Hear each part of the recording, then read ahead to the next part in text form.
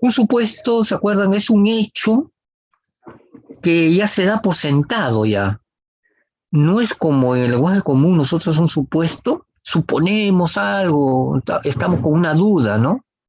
Tenemos una duda de algún suceso, estamos suponiendo que ocurre así. Entonces nosotros todavía no lo confrontamos con lo real, ¿no? Un supuesto del mundo real. Pero en modelamiento de datos, un supuesto es un conjunto de hechos, ya con información que nosotros vamos observando en la regla de negocio. Estamos levantando la información para resolver un problema con base de datos y con la experiencia, con la teoría de base de datos, sabemos que esos hechos ya se dan por sentados. De ahí vamos a partir nuestro modelamiento de datos, porque si no, si dudamos, nunca vamos a terminar un modelamiento, ni empezarlo ni terminarlo, ¿no? Por eso que en la transparencia de inicio de modelamiento de datos definimos supuesto como un hecho que se da por sentado, porque a partir de ahí vamos a hacer nuestro modelo. El supuesto 1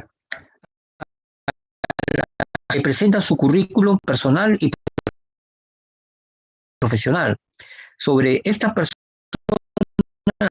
es necesario conocer, ya la empresa ya identifica todo esto, todos sus datos personales se tienen que pedir, todos sus datos familiares, hasta cierto punto, ¿no? Todos los datos sanitarios, sus datos sanitarios, para nosotros el certificado de salud, ¿no? Estamos ahora con el COVID, lo que tiene certificado de vacunación, por ejemplo, ¿no? En otro caso también, cuando no hay, cuando es una situación normal, siempre el estado de salud que no tenga TBC, que no tenga enfermedades, ¿no? Están certificados de salud. Todos sus datos legales, con referencia al servicio militar, por ejemplo, para España, ¿no? Relación con la justicia, si tiene antecedentes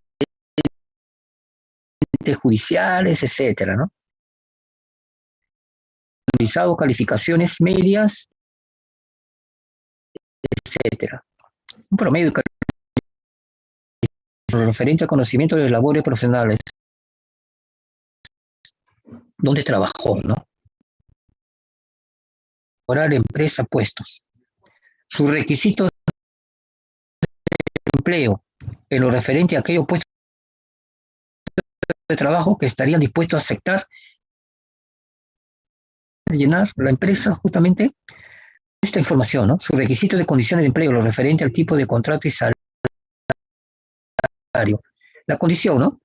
¿Cuánto va a ganar? Tipo de contrato, plazo fijo. El presupuesto, entonces la agencia es necesario tener esa información. El supuesto la agencia también al puesto de trabajo. Entonces la agencia también va a las empresas sacar información, ¿no? Sobre estas agencias se requiere conocer toda la información comercial básica como el CIF, etcétera. A ver, vamos a interpretar esto.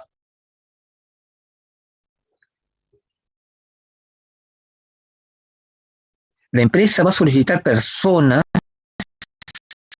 para cubrir cierto puesto de trabajo. Correcto. A otras empresas, ¿no? Sobre esas agencias, conocer la información comercial básica, el nombre de la persona. El CIF es el RUC para nosotros. En España es Código de Identificación Financiera. El CIF.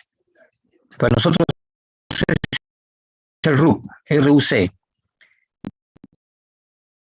Cada puesto de trabajo que oferta la empresa se requiere conocer información como, o sea, la empresa va a solicitar requisitos académicos, requisitos sanitarios y legales, requisitos profesionales, las condiciones. En definitiva, toda la información necesaria para que la agencia de empleo pueda encontrar a la persona adecuada. 1 y 3 son extensos, pero ya vienen supuestos más cortos, ¿no? El supuesto 4. Una empresa puede, o sea, por ejemplo, necesita un ingeniero de planta, no, 3 ingenieros de planta, dice acá. Empleo. El quinto, la agencia le asigna un código de identificación, o sea, le asigna un código a la solicitud de empleo. En la agencia, una persona solamente puede pedirse una solicitud, aunque esta solicitud puede, esto es bien enredado, ¿eh? O sea, tiene una solicitud de empleo en la agencia. Se puede solicitar uno o varios tipos de empleo. Y a veces, en el caso de para varias empresas, ¿no? Ha visto ahí la oferta y quiere para varias empresas. Eso es lo que dice. Séptimo, los empleos están clasificados por funciones a desempeñar o puestos de trabajo diferentes. El octavo, los requisitos académicos imponen generalmente un nivel de estudios como determinante a cada nivel, aunque no forma determinante, un posible conjunto de estudios afines. O sea, todo parte académica, ¿no? El supuesto 9. Los requisitos laborales imponen años de experiencia. Cada uno de los requisitos de la empresa puede o no ser determinante para una persona que ocupe la plaza.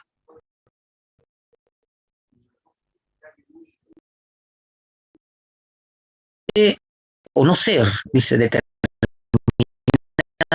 Puede ocurrir en el caso de que una empresa solicite varios requisitos, pero no todos los cumplen, ¿no? Pero siempre hay todo o no, ¿no? La orientación a la resolución. Entonces, esta es la parte de regla de negocio, ¿no? De negocio. Orientación para la resolución. ¿Qué significa esto? Acá ya se regla de negocios, hacer el modelo conceptual. Lo primero que hay que hacer es el modelo conceptual. Esta orientación para la resolución tiene este título para el autor de esos libros, los autores de ese libro le llaman así. Pero prácticamente este es un preámbulo para el modelo conceptual, lo primero que hay que identificar. Se trata, la verdad, de un problema muy complejo, del cual hemos dejado intencionalmente muchos puntos sin tratar o solo se han tratado de forma genérica para que el lector juegue con el problema introduciendo los supuestos y restricciones que considere más oportunos. Deja libertad ahí. Aún sí consideramos conveniente que el lector siga las siguientes orientaciones. Uno representando a la empresa solicitante los servicios de la agencia y otro a las personas diferentes. Entonces ya está definiendo las entidades, la agencia y las personas. La característica de empresas es simple, tributos complejos y múltiples. Así ya se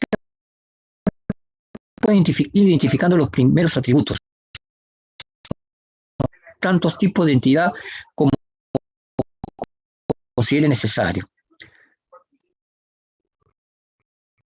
Uno será un tipo de entidad fuerte, de entidad débil por existencia, y en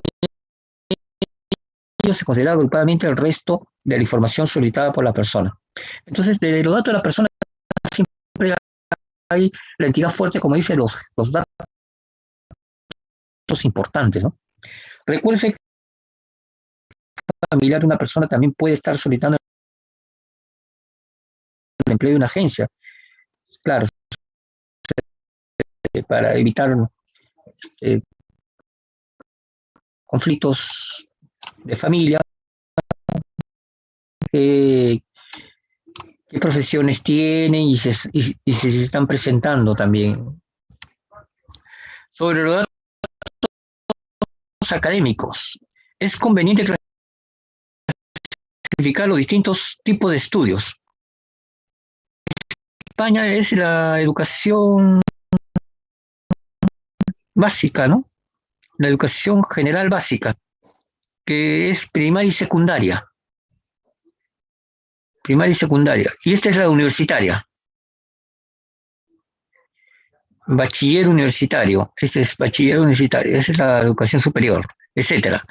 Y para aquellos que tengan especialidad, clasificarlos a la vez. Por ejemplo, los estudios universitarios de distintas especialidades. Será necesario representar la relación entre los estudios y la persona, lo cual es múltiple. Siempre en la parte educativa, cursos adicionales, ¿no? Por especialidad también. Quinto, de igual forma será conveniente clasificar los diferentes puestos de trabajo, agruparlos en tipos, subtipos, los puestos de trabajo, y así sucesivamente hasta un nivel de detalle de la ocupación del trabajador. Estos puestos también estarán relacionados con las personas para representar tanto la experiencia como el puesto y el tipo de puesto. ¿Se dan cuenta? Mire, ya están definiendo la identidad de las personas y su relación, ya, es un modelo conceptual de esta parte, está descrito nada más. Sexto, en las solicitudes de trabajo una persona puede solicitar un puesto de trabajo, ya, ya. En la presentación de la solicitud de trabajo, tanto lo que desea como sus limitaciones. El séptimo, las empresas solicitan personas para puestos de trabajo de determinados tipos en un número variable. En estas solicitudes también deben considerarse los aspectos que lo pueden ocupar. El proceso de selección para una oferta de trabajo pueden ser seleccionados vacío el concurso, ¿no? Eso es lo que dicen. Eso es la realidad que hay siempre, ¿no? Y el noveno, es necesario considerar información sobre las personas que posteriormente a la selección ocuparon el puesto de trabajo, los ganadores, ¿no?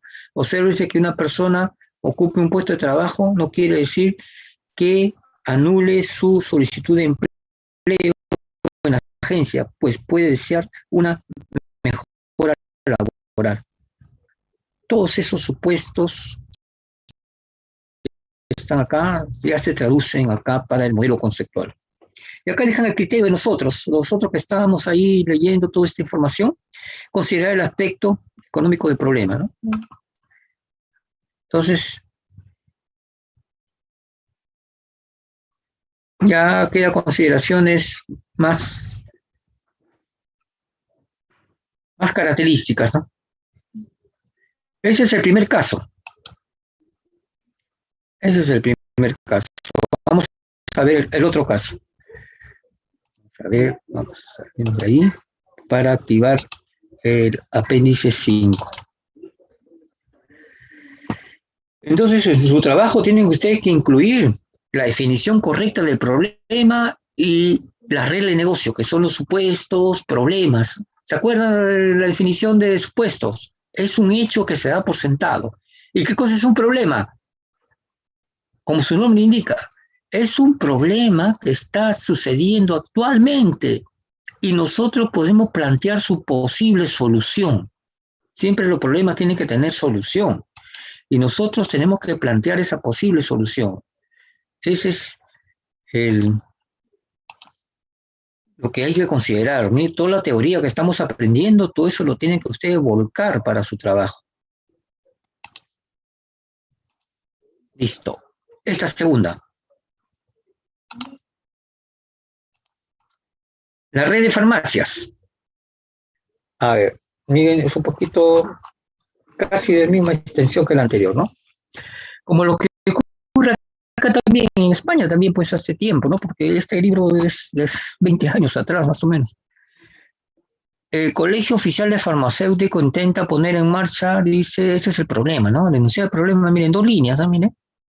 Un sistema de gestión de diferentes farmacias, propiedad de los afiliados al mismo, al colegio farmacéutico, ¿no? Para ello, está estableciendo contactos con empresas desarrolladoras de software a las que les explica la problemática de sus afiliados, o sea, la red de farmacias, y les expone sus requisitos. Entre la información que aporta el colegio se encuentra la información. Todo esto son los supuestos. Entonces, ¿en qué consiste el problema? De que existen las redes de farmacias en el colegio farmacéuticos y hay que darle información, ¿no? Hay que preparar la información para ese colegio, ¿no? Eso es lo que dice el colegio de oficiales farmacéuticos. Y con todos estos supuestos que ya se identificaron, son hechos que se notan que existen y lo damos por sentado, porque a raíz de esto vamos a construir nuestro modelo conceptual. Regla de negocio son los supuestos. El primero, uno, de cada farmacia interesa conocer su número de identificación correspondiente a sus propietarios y a su farmacéutico, los profesionales que siempre hay en la farmacia. Supuesto 2, una farmacia puede tener que los farmacéuticos responsables de la misma. Los farmacéuticos profesional que por ley tiene que existir una farmacia, ¿no? Un químico farmacéutico, un farmacéutico. Puede también ser propietario, pero también puede ser otro propietario sin tener los farmacéuticos.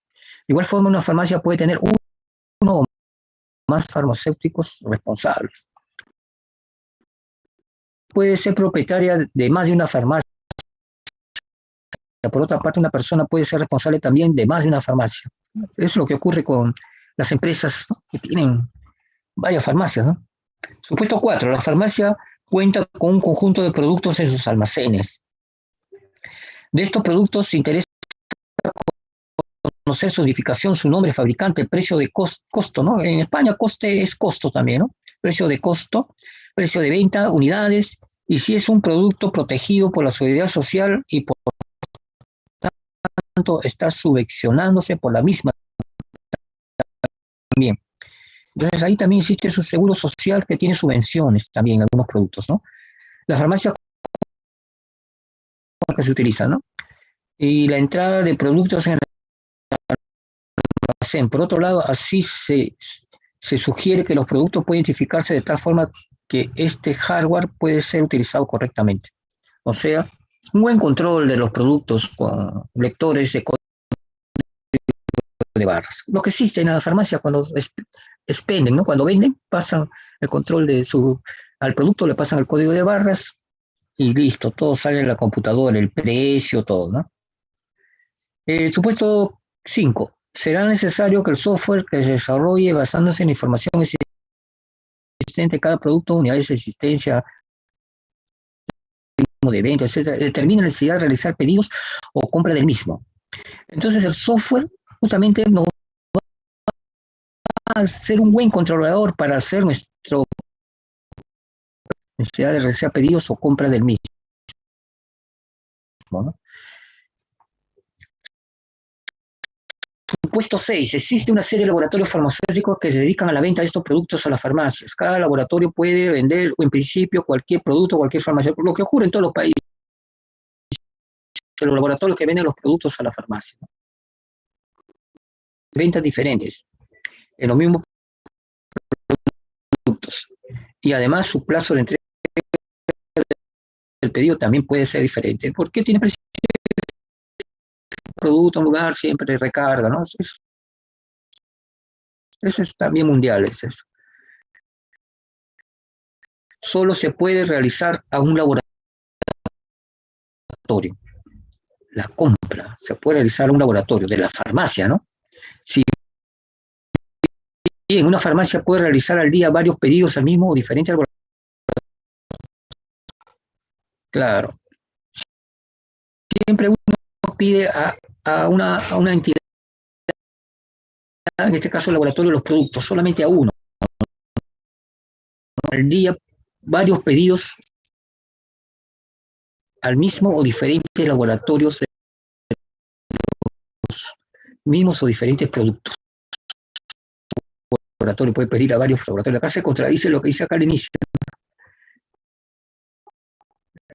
A un laboratorio y después dice acá diferentes productos. de los mismos o diferentes productos. Supuesto 9. En un y de cada producto uno varias unidades. Entonces, por la cantidad, ¿no? ¿no? Supuesto 10. Es el último supuesto. Es interesante conocer que los productos se agrupen en familias o tipo de productos y que cada producto tiene un fin principal para su uso.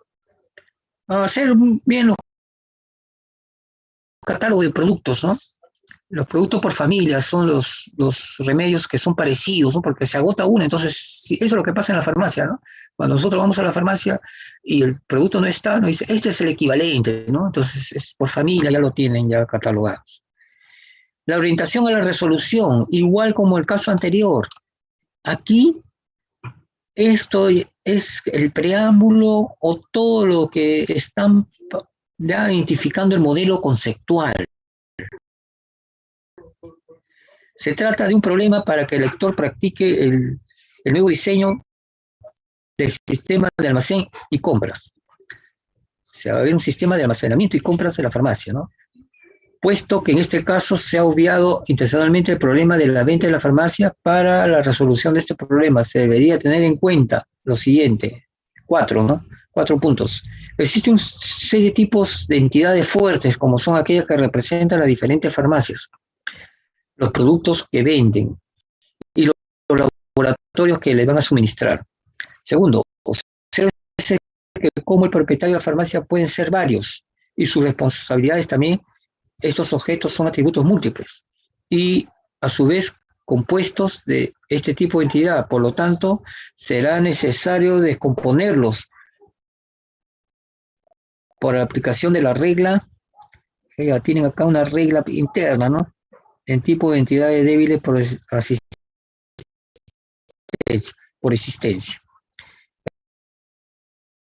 Entonces acá habla de la problemática que pueden haber varios propietarios, ¿no?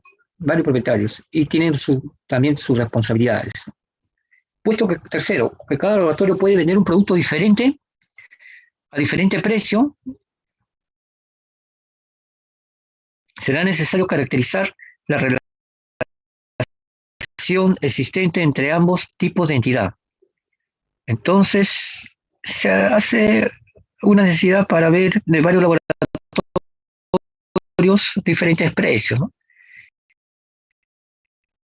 Y es en la relación existente entre los productos y laboratorios donde se encuentra el punto más conflictivo en la resolución del problema. El lector deberá tener en cuenta lo siguiente. Los pedidos los realizan las farmacias a los laboratorios.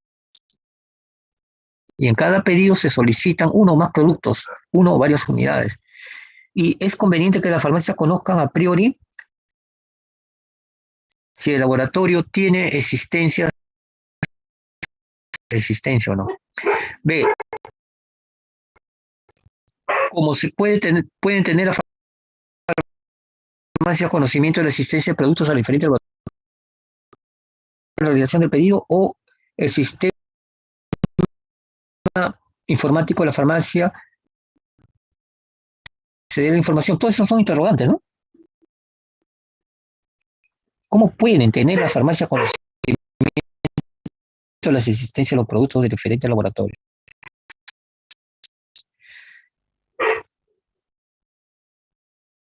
Llamadas, etcétera, ¿no? Consultas por correo, etcétera. Se le proporciona al laboratorio previamente la realización del pedido o el en el que puede acceder a la información, ¿no? O sea, si están conectados los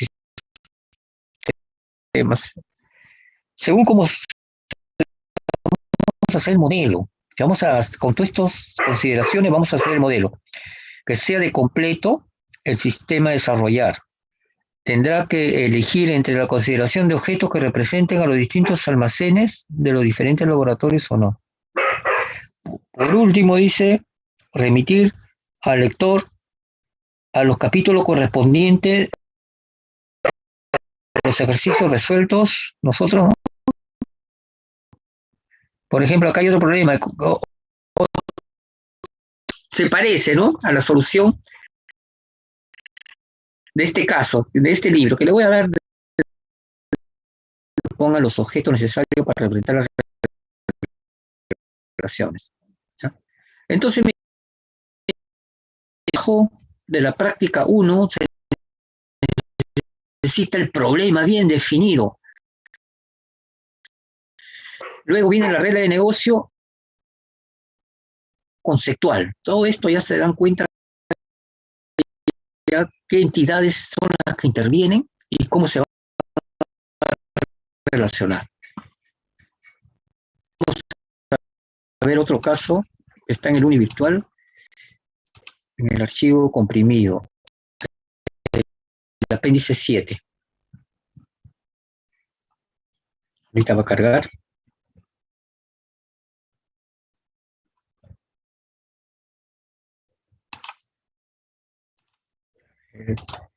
Otro caso más. Vamos a hacer un poquito más ligero. Laboratorio de análisis clínicos. ¿Ya? También en realidad existen laboratorios para hacer nuestros análisis de ciertos tipos de médico. Pretendemos introducir al lector nosotros, ¿no? El análisis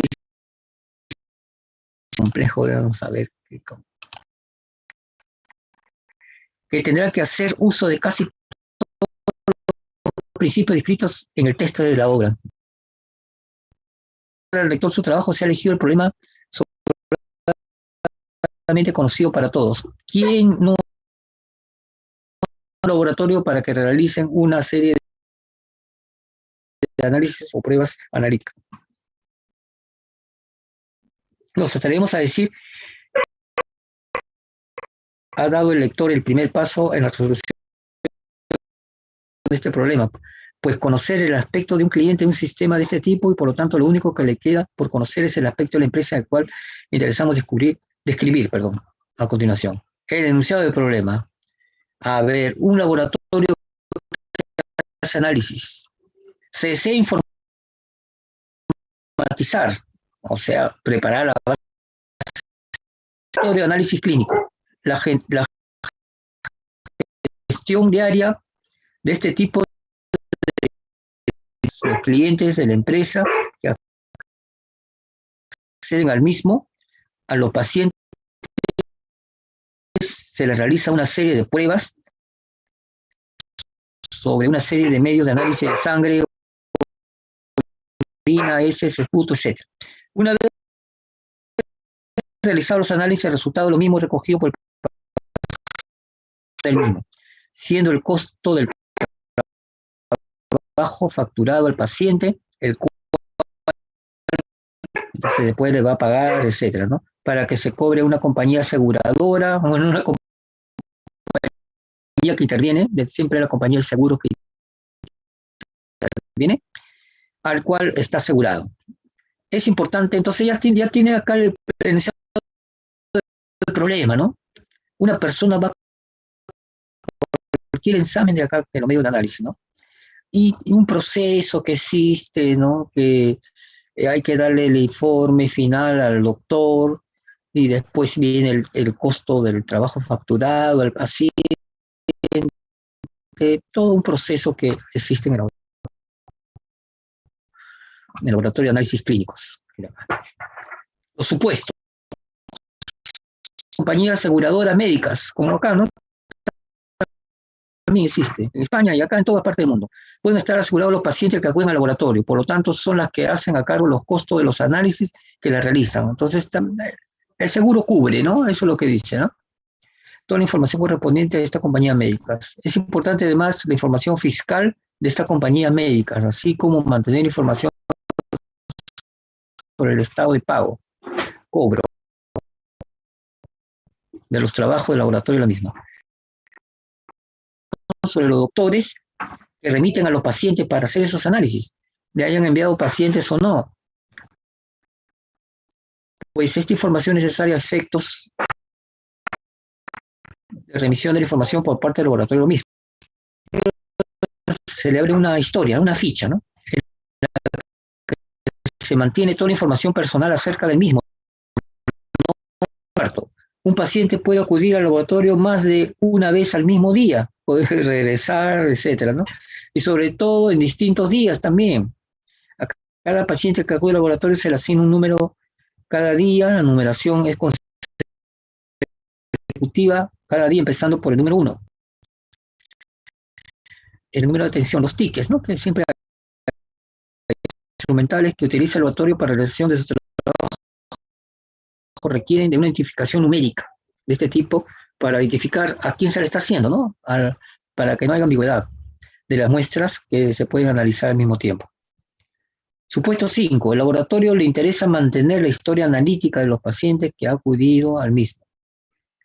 Sexto. Tiene varios componentes el sexto, mire. Las distintas pruebas clínicas puede realizar el laboratorio, están agrupadas al análisis de un parámetro analítico en el cual se realiza un determinado medio biológico. Los medios biológicos son sangre, orina, esputo, heces, semen, ojo, vaginal, etc. Segundo, los parámetros analíticos están agrupados en familia de análisis. Por ejemplo, realizar una hematimetría a un paciente supone el análisis de los siguientes parámetros: hemoglobina, hematodimentación, entre otros. Es para el análisis de sangre. La agrupación de los pacientes en familia con el tiempo. Las familias pueden ser constituidas a su vez por la agrupación de análisis de un tipo, ¿no? El parámetro analítico puede estar asociado a más de una familia del mismo medio. Una subfamilia puede estar asociada a más de un medio de análisis, pero no a más de una familia del mismo medio. Sexto, una familia puede estar asociada a más de un medio de análisis. Y séptimo, del supuesto 6, un parámetro siempre debe estar asociado a uno o más medios de análisis, pudiendo estar asociado a una familia, su familia o no. Miren, más supuestos, ¿eh? Bien largo, ¿eh? Supuesto 7, referido a los parámetros analíticos para mantener la información. Código, nombre, medio, método, etc. El supuesto 8, los parámetros analíticos pueden clasificarse en tipo de función como expresa el resultado de un informe en función de la medida realizada por el paciente. Resultado que expresa en forma numérica una o dos magnitudes de medidas. Segundo, dentro de que considerar su tipo que caracteriza por informe que no expresa el resultado numérico. Y así, ¿no? El otro tercero también con los resultados, de forma numérica, magnitud de medida, y otros parámetros analíticos, mira estos puntos del 3, otros parámetros analíticos del primer tipo considerado, constantes numéricas. Cuarto, del supuesto 8, aquellos cuyos resultados se expresa como un comentario, un conjunto de frases que informan la observación, resultado del problema de análisis.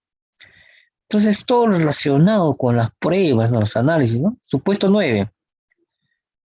Para cada prueba es necesario una cantidad determinada, ¿no?, de varios reactivos químicos, lo que utilizan siempre para los análisis, ¿no? Al laboratorio interesa mantener información de existencia de estos productos, esos reactivos, el consumo es lo mismo, cuánto se está consumiendo, ¿no?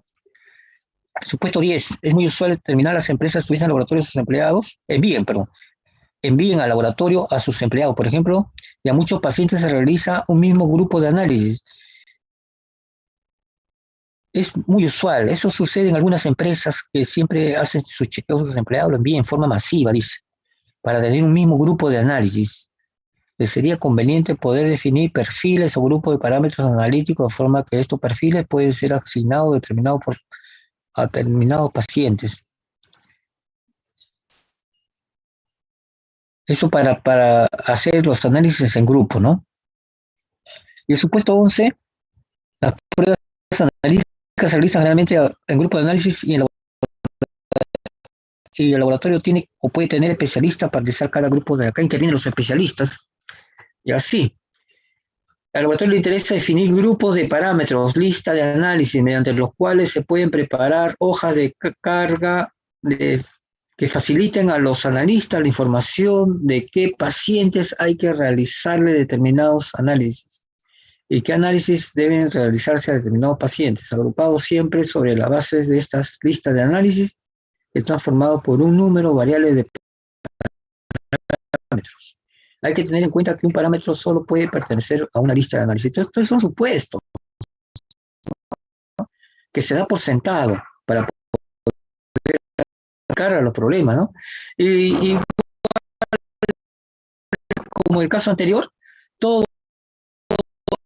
es para construir el modelo conceptual, ¿no? Entonces, no vamos a saltear para facturar. ¿Qué se considera para la factura, por ejemplo, no? Ya, entonces va a intervenir la entidad facturación, ¿no? La persona va a intervenir, el paciente, persona, las familias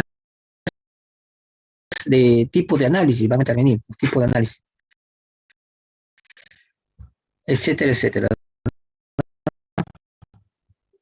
Recordar al lector, se está recordando aquí esta problemática, ¿no? Entonces, miren, el asunto de estos tres apéndices que les he mostrado para que tengan en cuenta lo principal para su trabajo, el problema bien definido y la regla de negocios, que son los supuestos. En este autor de este libro solamente habla de supuestos, pero también lo conforman ¿qué regla de negocios? Los problemas que se presentan, ¿no? Pero no el problema general, ¿no? No el enunciado del problema para levantar, sino problemas ya para varios casos que se pueden presentar, ¿no? Forman parte de la regla de negocio. Entonces, ahora sí le voy a mostrar. Ya.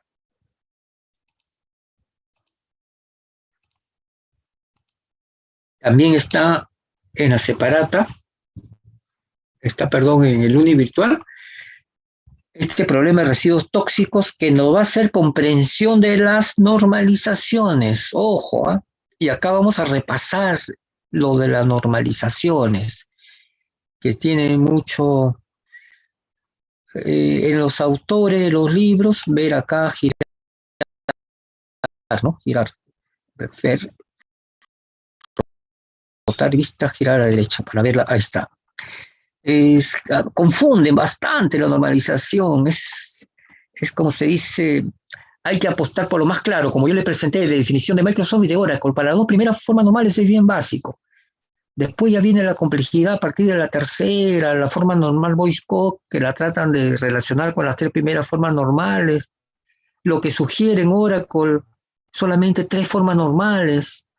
Todo, hay un mundo en el modelamiento de datos. Ya. Este libro, en capítulo 7, tiene los residuos tóxicos, el problema. Acá, la problemática ambiental de los residuos tóxicos, que son peligrosos, ¿no? Vamos a ver acá. Tratar de agrandar, a ver si se puede agrandar un poco más. Las letras están pequeñas. Ahí está. También el puntero. Ya. Entonces, la realidad también en España, en Europa, ¿no? Que hay empresas que producen residuos tóxicos. Y la problemática, ¿no? Que hay que trasladar esos residuos tóxicos a lugares específicos para su tratamiento, ¿no? Entonces, es lo que dice acá. La información que contemplar es la correspondiente es la que corresponde desde que es producido el residuo por un centro. Hay que identificar las empresas o centros productores hasta que un tratamiento especial. El tratamiento puede ser la incineración, el almacenamiento de depósitos de seguridad, etc. En el sistema que vamos a hacer de base de datos, se desea considerar la información de los productores de los residuos, qué empresas son los que producen esos residuos, los residuos, quiénes son los residuos, las empresas que transportan los residuos hasta los lugares seguros, y el traslado de los residuos teniendo en cuenta el tipo de transporte del envase.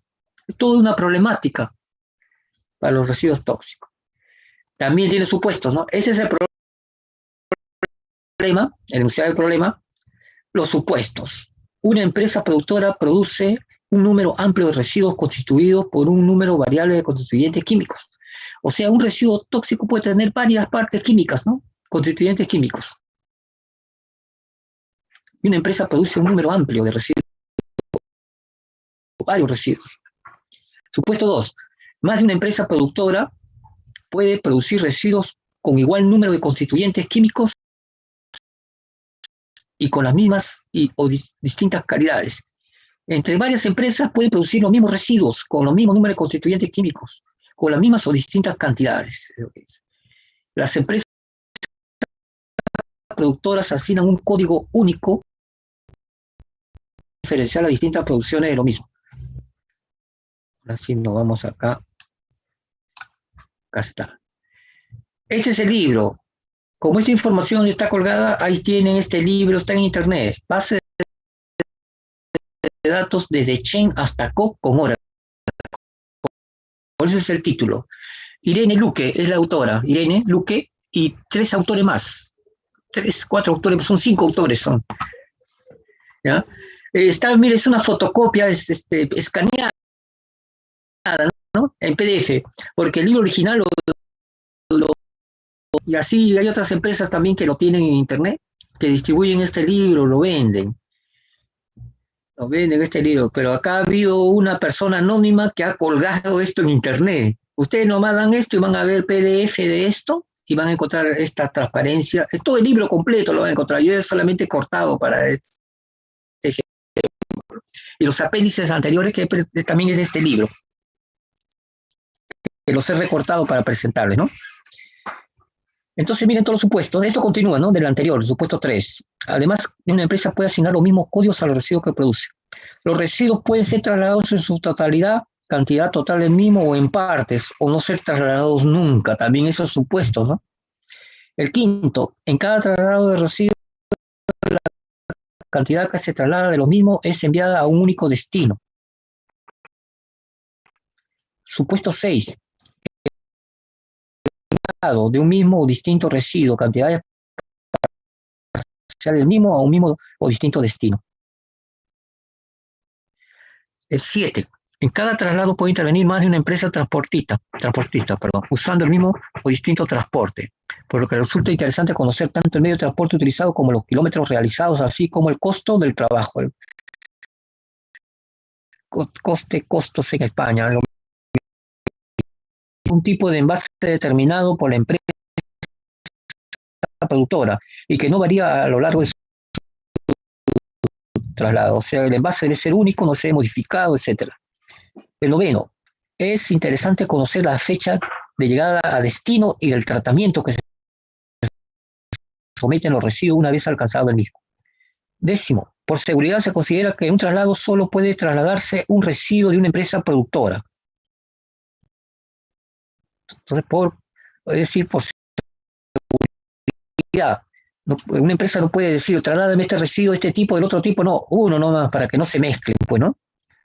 Para que no pueda haber un accidente, por si acaso, ¿no? Eso es lo que... Pero, después de definir la regla de negocio, que son los supuestos, viene con el modelo conceptual, y acá vienen las partes, mire, 721, este es el modelo conceptual. Se trata de representar la información correspondiente al traslado de los residuos producidos por las empresas productoras, al traslado de los residuos a lugares seguros. Considerando el enunciado del problema abordado, se puede establecer los siguientes tipos de entidades, como se muestra en la figura 7.1, que está acá a la derecha, ¿ya? Es decir, ya empieza a identificar lo que fue su orientación en los apéndices, acá ya de frente está el modelo conceptual, ¿ve? Ya identifica la entidad, empresa productora, el cual representa el objeto del mundo real, empresa que se dedica a una cierta actividad que produce unos determinados residuos tóxicos. Para este tipo de entidad se consideran los atributos, ya comienza a identificar también los atributos. Número de identificación de la empresa, es NIF. identificador para los españoles NIF. Número de identificación es NIF. Nombre de la empresa, ciudad de la empresa es otro dato para el autor. Y nos vamos a la siguiente página. Ahí.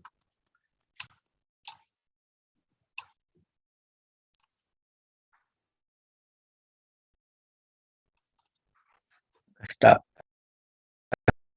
Acá está el modelo conceptual. Pero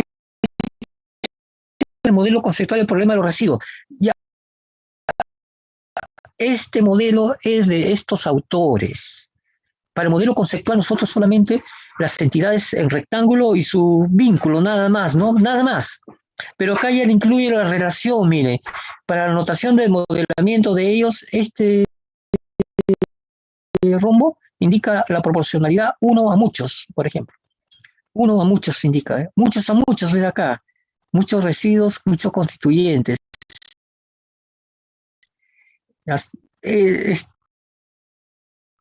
Está de más esta parte, solamente lo interesante. Sin proporción 1 a 1, muchos a muchos, 1 a muchos, nada de eso. Ellos consideran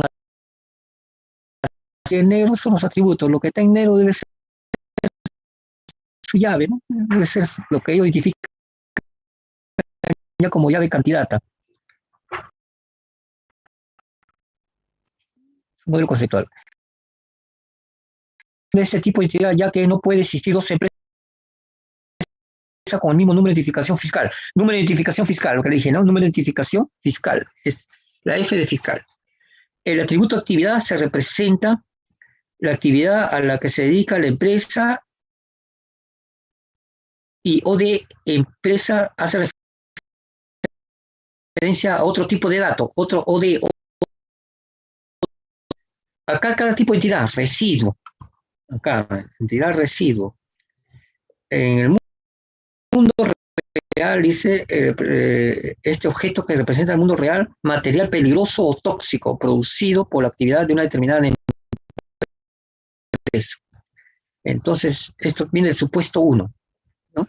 Mire, por regla, una entidad, esta entidad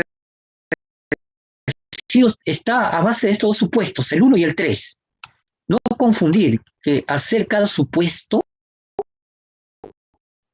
es hacer cada entidad.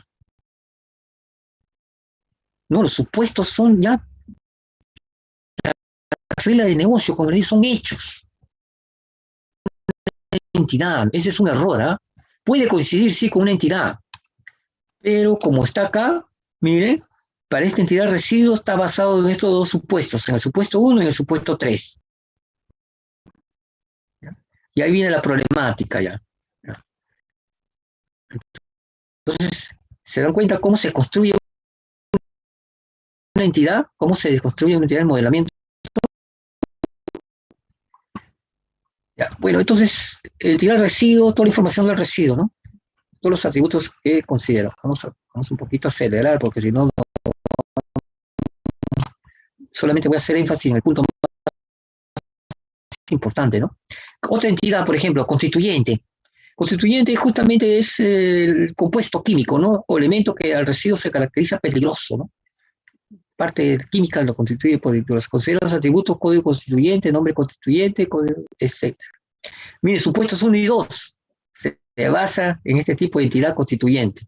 Supuestos 1 y 2 están acá arriba, ¿no? Acá. Bueno, es en la otra página de acá a la derecha. Ahí está el 1 y el 2. De ahí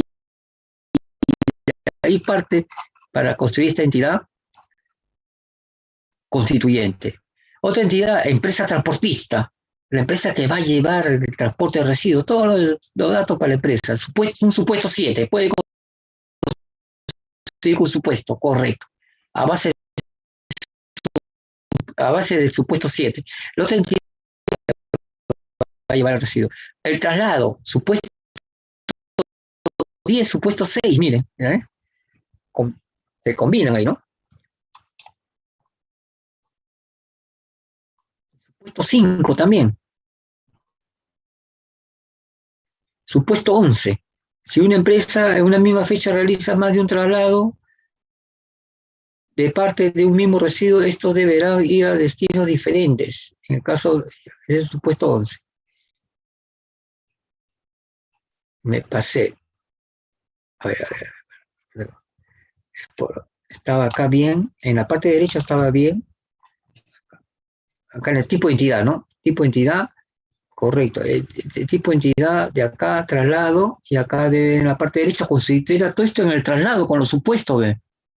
Con los supuestos involucrados, ¿ve? Es el tipo de entidad más importante para ver, porque tiene más definición acá, el traslado. Ahora sí me voy acá para continuar. Análisis de los tipos de interrelación. Las entidades ya mencionadas se encuentran relacionadas de la siguiente forma. Ya para construir, ¿qué? El modelo lógico. Ya no vamos a ir del modelo conceptual al modelo lógico. Se dan cuenta que toda la esencia es básica aquí, pero el tratamiento de datos es lo que yo estoy dando pautas, ¿no? Acá tenemos información básica, pero acá hay una información particular que también ellos tienen, ¿no? Análisis de tipo de interrelación. Empresa productora residuo, acá con las iniciales, empresa productora residuo. Va a haber ahí una relación. Tipo de entidad, empresa productora de residuo, relación uno a muchos. Ya identifica la relación residuo constituyente. Ya. La identificación de las relaciones con ahí.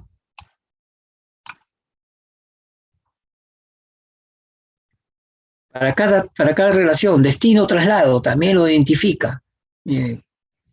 Es un estudio completo. Esto continúa de la última, ¿no? Ahí termina, ahí la identificación de relaciones, en base de los supuestos también, ¿no? El modelo relacional, 7.3. Del modelo conceptual nos pasamos al modelo, ¿qué? ¿Se acuerdan? Lógico, ¿no? Al modelo lógico, tenemos que llegar al modelo lógico. ¿Qué es el modelo lógico? Las entidades, sus atributos, su cardinalidad. Ese es el modelo lógico. Bueno, ¿a qué le llamo modelo relacional? Una vez llegado al modelo conceptual del problema, aborda, se va a realizar el modelo relacional el mismo, que se encuentra en la figura 7.2. Vamos a ver la figura 7.2 de un momento, ¿ya? La 7.2 está pendiente, pero ese modelo lógico, le llama modelo relacional el autor. ¿Se dan cuenta cómo se distinguen algunas cosas, algunos conceptos? Hay que darse cuenta nada más de nuestro concepto bases de la mayoría y de lo más simple que definen, ¿no? Ya cada autor tiene su particularidad. No significa que acá esta palabra es la para todos común, ¿no? Y es para, los autores de este texto lo han considerado aquí, ¿no? Para nosotros es modelo lógico. Y cada una de sus tablas, ahí está la definición de cada tabla ya. Empresa productora, tabla residuo. Vamos a ir a la otra página al costado. Tabla constituyente, tabla residuo constituyente, con sus atributos.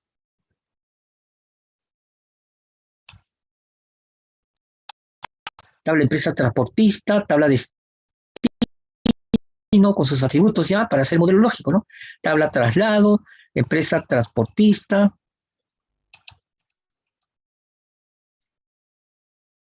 Ahí termina las tablas, ¿no? Aquí entramos al problema de normalización. Todavía, miren, tenemos las tablas identificadas del modelo conceptual, ya hemos identificado las tablas, sus atributos, contenido, pero todavía no lo llevamos al gráfico todavía, ¿no? Porque tenemos que normalizar. Si lo llevamos, está en la figura 7.2 que dijo. La figura 7.2, vamos a ver, acá está la 7.2, ahí está. Ahí está la 7.2, diagrama relacional de la base de datos del problema de residuo. Está. Después vamos previamente a ver esto, lo que es más importante, porque en el trabajo, ¿se acuerdan? Según el formato que les envié la semana pasada, está el punto de normalización, las tres primeras formas normales, como exige Oracle, Microsoft. Eso es lo que nosotros hemos considerado. Por ejemplo, la tabla empresa productora. Esta tabla se encuentra en forma normal Boyce-Cox, ya que todos los atributos son atómicos, forma normal 1, y las únicas dependencias existentes son entre los atributos no primos y los primos. Nos encontramos con una notación de estos autores particularmente. Y como se dice, mire, este autor dice, ya que se encuentra en forma normal Boyce-Cox, ya está también ya está en la forma normal 1, dice. ¿Ya? Y acá aparece para nosotros una palabra, atributos no primos y primos. Primos. Y eso sí es general. En todo modelamiento, por primera vez lo voy a anunciar a ustedes. No los dije antes, pero sí lo hemos definido implícitamente, nada más, lo hemos definido, lo vamos a hacer recordar. Ya. ¿Qué significa esto? ¿Se acuerdan la forma normal Boyce-Cox? Que se definen de una tabla, todos sus atributos, y todos son candidatas, todos son llaves candidatas. Acá tenemos nombre de la empresa, ciudad de la empresa, actividad de la empresa, otro dato de la empresa, y número de identificación fiscal de la empresa, el RUC de la empresa. Todos estos datos dependen del RUC de la empresa. El nombre de la empresa depende de su NIF de la empresa. La ciudad depende de dónde está el RUC de la empresa, ¿no? La actividad también va a depender, porque ahí el RUC, ahí ya tiene los datos de qué actividad hace. Otro dato de la empresa también depende. Por eso dice que está en primera forma normal 1. Dice ahí, ya se encuentra, satisface. Pero nosotros, por si acaso, la forma normal Boyce-Cox queda en la teoría, en la práctica hasta la tercera forma normal, nada más. Queda para definir qué cosas son los atributos primos y los primos. Vamos a ver. ¿Qué es este? ¿Cuándo son varios primos? A ver. Cuando se tiene para identificar, por ejemplo, una tabla estudiante, la más común que nosotros damos, por ejemplo, es único en la universidad, en la uni. También tenemos un atributo, a ver, el DNI. También es único, ¿no? El número del DNI.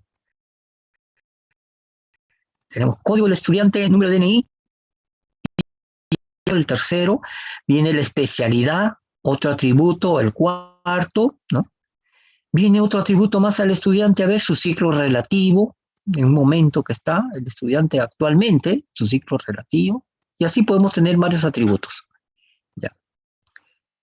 Por ejemplo, de lo que hemos dicho verbalmente, ¿quiénes serían los atributos primos?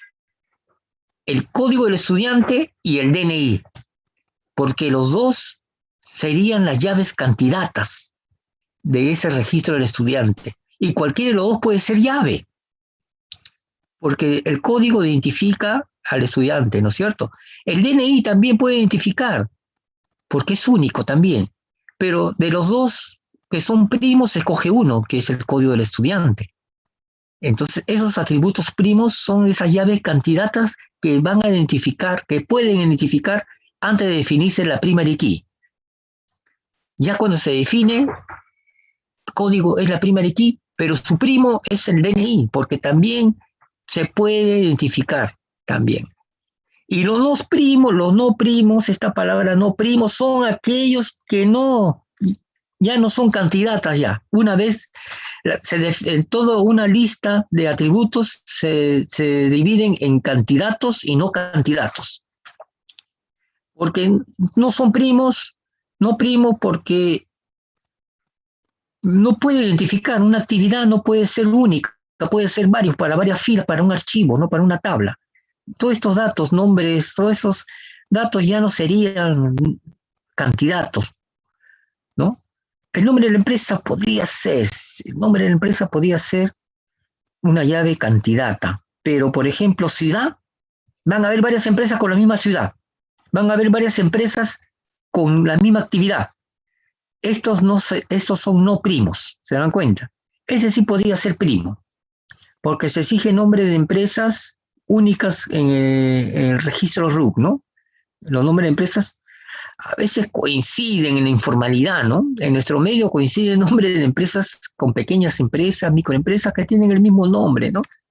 Pero lo descartamos que no sea primo, no primo, ya le ponemos no primo, no primo, no primo, no primo. Pero lo que son primos van a ser la llave primaria. Ahí viene. La tabla de residuo. Esta tabla está también en forma normal void code, puesto que el único determinante funcional existente es el identificador de la tabla. El NIF de la empresa, el código de residuo, estos son primos, ¿ven? NIF de la empresa y código de residuo, pero va en conjunto para ser llave primaria. Porque varias empresas pueden producir varios residuos, no solamente un residuo. Entonces, esto va en conjunto. ¿Ya? Pero también dice que ya está normalizado. Mira, acá el autor dice ya está normalizado porque está en forma normal void code. Bueno, si son atómicos, está normalizado en la primera forma normal. Como se dice, no hay grupos repetitivos. Por ejemplo, ¿qué significa no hay grupos repetitivos? No hay atributo toxicidad 1, toxicidad 2, toxicidad 3, no hay esos atributos, hay un solo atributo atómico. Eso significa, ¿no? Lo mismo, mire, la tabla constituyente también está en forma normal voice code, también te dice que ya está normalizado ya. El residuo constituyente, la tabla residuo constituyente, igual que las anteriores, también se encuentra en forma normal voice code, también dice esto. Está ahí minimizando, está obviando pasos, ¿qué importa? Pero ese es su concepto ya particular. La empresa transportista, esta tabla, atributos son atómicos. Por lo tanto, la tabla está en primera forma normal. Número de identificación fiscal de la empresa transportistas y todo esto, sus atributos, ¿no? Dice que está en primera forma normal. A ver, identifiquemos. Nombre de la empresa de transporte, atómico, un solo nombre. Ciudad de esa empresa, también atómico. Otro dato de transporte, observaciones, otro dato, únicos, o sea, no se subdividen, son atómicos, por lo tanto está en primera forma normal. Dice, no existiendo dependencias funcionales transitivas, y al no existir más de un determinante funcional, la tabla está en forma normal void code. O sea, no existen otros atributos que dependen, no existe la segunda forma normal. Perdón, existe la segunda forma normal, todo depende de la segunda forma normal. Y no hay transitividad entre ellos, está en tercera forma normal, en otra palabra, y también está en forma normal voice code, dice. Lo que cumplen las tres primeras formas normales, están cumpliendo la forma normal voice code para el autor. Cuando la forma normal voice code nos habla de candidatos, ¿no? Por eso hay, como se dice, criterios de cada autor, ¿no? En el modelamiento de datos. No se preocupen, acá se va a aclarar más. Acá. Otra tabla, traslado, empresa, transporte. Esta tabla, igual que las anteriores, se encuentra en forma normal void code, dice. Mire, toda esta llave conjunto, todas estas son primos que ya identificaron y se toman en forma conjunto para la prima de aquí, por eso está en negrito. Y su único atributo, dos atributos son tipo de transporte, tres atributos, kilómetros y costo. También prácticamente está casi todos en forma normal, solamente esta última nomás, a ver qué dice. La tabla de destino está también en forma normal void code. Código de destino, nombre de destino. Ya. En otras palabras está diciendo que está en las tres primeras formas normales. Y acá sí va a encontrar algo, ¿ves? Va a hablar de la segunda forma normal y la tercera forma normal. Vamos a ver. Traslado. Los atributos de esta tabla son atómicos. A ver, el traslado. Número de identificación de la empresa, código del residuo, fecha de envío, código de destino. Todo esto conforma una llave. Miren, tantos cuatro atributos conforman una llave. El envase, la fecha de llegada, el tratamiento, otro dato de traslado, cantidad de traslado. Todo esto dependen de esta llave, segunda forma normal. Son atómicos, primera forma normal. Son atómicos. O sea, no hay divisiones ahí, son primera forma normal. Cuando hay divisiones, a ver también. Cuando hay apellidos y nombres todos juntos, ¿no? En datos de personas. Apellidos, paterno, materno, primer nombre, segundo nombre, tercer nombre. Si lo tomamos como uno solo,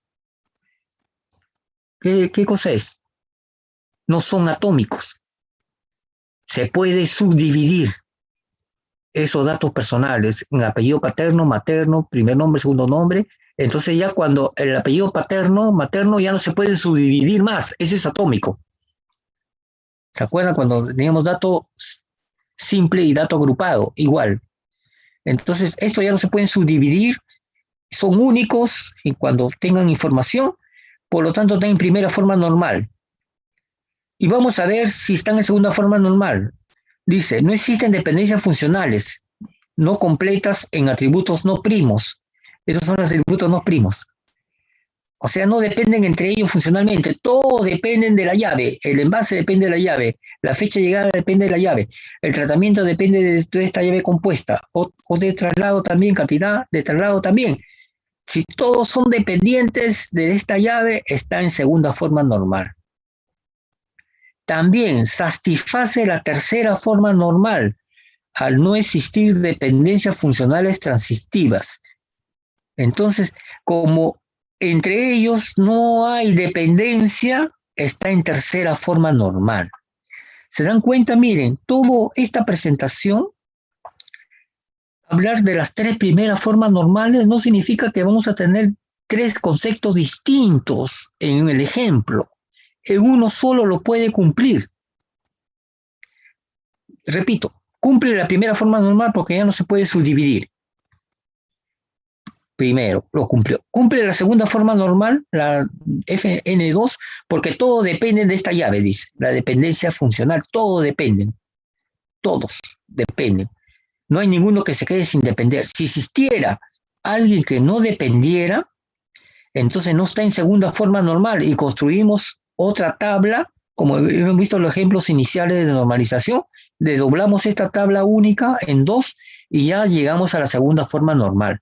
Significa que todos dependen de la llave. Y si encontramos en la tabla o en las tablas que hemos subdividido, encontramos dependencia entre ellos, ahí sí pasamos a otra descomposición para que no haya esa transitividad que dicen, esa dependencia funcional transitiva, que un atributo dependa de otro atributo que no son primos, ¿no? No primos. Entonces ahí tenemos que pasar a tercera forma normal descomponiendo para que se quede en segunda, se quede en primera. Por eso, esos círculos que puse, tercera forma normal, segunda forma normal, primera forma normal, una tabla que está en tercera forma normal, también está en segunda forma normal, que también está en primera forma normal. ¿Se dan cuenta? La normalización tiene que estar bien clara. Lo van a ver también en internet. Hay varios ejemplos de normalización en internet. Vean 2, 3 ejemplos en internet y ahí lo van a comprender a fondo lo que es las tres primeras formas normales. Y ya no incluyan esta forma normal Boyce-Cox, ni la cuarta ni la quinta, porque acá ya está la séptima forma normal en la teoría. ¿Ya? Entonces, todos estos registros, identificadas las llaves y los atributos, es pasar por las tres primeras formas normales. De ahí ya vienen las tablas, los nombres de las tablas, sus atributos, lo que está subrayado son llaves, miren, y lo que viene ya es el modelo de la construcción de la tabla. Ahí está. Notación de este modelo, apuntando con flecha, Bachmann, ¿se acuerdan? Pero Bachmann partía de un círculo, ahí partía de un círculo en negro. Acá utiliza el círculo de negro para la llave compuesta, estas son llaves compuestas. Utiliza así, esa llave compuesta que tiene. El nombre de la tabla lo tiene el mismo, acá redondeado, el nombre de la tabla. Y aquí lo tiene sus atributos, ¿no? El nombre de la tabla, estos no son llaves, lo que está arriba, no son llaves, sino es justamente el nombre de la tabla. Y después viene sus atributos. Y el que está en negrita sí son las llaves. Y acá hay llave compuesta, lo que determina acá, dos llaves compuestas. Dos llaves compuestas. Este tiene 1, 2, 3, 4, la llave compuesta, 4 atributos. ¿Ya? Entonces, fíjense esos pasos, en resumen, definición del problema correctamente. Una vez que están avanzando su modelo, pueden retroceder a mejorar la definición del problema. Los supuestos, que son reglas de negocios, vienen enseguida. Varios supuestos y también problemas específicos ahí, que suceden puntuales, digamos, no específicos. El problema general puede tener problemas específicos, pero dentro de la regla de negocio los supuestos pueden tener problemas así puntuales. En un caso, son casos que van a tener solución, van a tener una solución inmediata, ¿no? Acabada la regla de negocio viene el modelo conceptual. Identificación de las tablas y su vínculo, nada más. Esta tabla se relaciona con esta tabla. Listo, una línea. La otra tabla con otra tabla, el nombre, nada más. Después viene, ¿se acuerdan? La definición de los atributos. La definición de los atributos y de una vez las tablas, porque acá lo tienen, miren, dentro del conceptual ya define los atributos, ¿no? Acá, dentro del tipo de interrelación, que la autora se basa en modelo conceptual ya relacionando la porcionalidad, la cardinalidad y los atributos. Ahí está confundiendo para nosotros, ¿no? Pero después del modelo conceptual ya puede venir aparte ya la construcción del modelo lógico partiendo de esto, de las relaciones. Base de los supuestos para construir las tablas, esas relaciones, y ahí se van descubriendo los atributos. Una vez que están descubiertos los atributos, pasamos a construir la tabla, pues, ¿no? Con esos atributos descubiertos. ¿Cuál es el siguiente paso? Las formas normales, identificar que estén en tercera forma normal. Eso no significa que tenemos que llegar a la tercera forma normal. Ya si hemos definido bien los atributos de una tabla, puede estar ya en primera, segunda y tercera forma normal a la vez. Pueden estar las tres ahí. Repito, primera forma normal, atómicos. A identificar que no hay subdivisiones, no hay grupos repetitivos. No hay otras filas duplicadas en la tabla, no va a haber filas duplicadas. Entonces, es la primera forma normal. Segunda, forma normal, los que no son primos, o sea, los que ya no son llaves, ya los no primos no son llaves, dependen de la llave primaria. Todas tienen que depender. Si hay alguien que se encuentra que no dependen, ahí no está en segunda forma normal. Puede construirse otra tabla desdoblándose, como el ejemplo que hemos hecho al inicio. Y una vez que se desdobla, ya está en segunda forma normal. Y miramos esas tablas que están ahí, que están quedando, si es única o si son varias, si están en tercera forma normal. Significa que está en primera, está en segunda, y nos debemos que dar cuenta en esos no primos, en esos que ya son, que no son llaves ya, si uno de ellos depende del otro del costado, de otro no primo. Si depende, ahí tenemos una llave particular para otra tabla nueva, es pasar a la tercera forma normal. Sacar esa dependencia transitiva que existe entre ellos, los no primos, sacarla afuera para que quede en segunda forma normal. Entonces, sacarlo afuera y construir y quede en segunda forma normal, entonces ya no hay transitividad. Cuando vemos que no hay transitividad, decimos que está en tercera forma normal. Decir que está en tercera forma normal, está en segunda forma normal y está en primera forma normal. Ese es el concepto de normalización. ¿Correcto? Los ejemplos están en la clase pasadas. Ahí está. ¿Preguntas hasta ahí?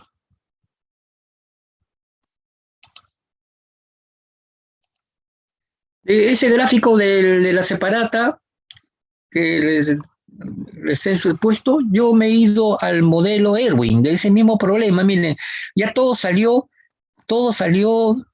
continuo. con las mismas entidades que están ahí, ¿ya? Porque las llaves que están ahí, las que están arriba son las primarias, ¿no? Entonces esas son las compuestas, mire. Estas son las compuestas, las que tienen varias. Y esta es única primaria. Y esta relación uno a muchos. Ahí está la relación uno a muchos. Pero dentro de una primaria de acá hay foráneas, miren. Por eso que salió perfecta y sale redondeada porque esta depende justamente de una cuadrada, este es el padre, el uno, y el muchos es el hijo.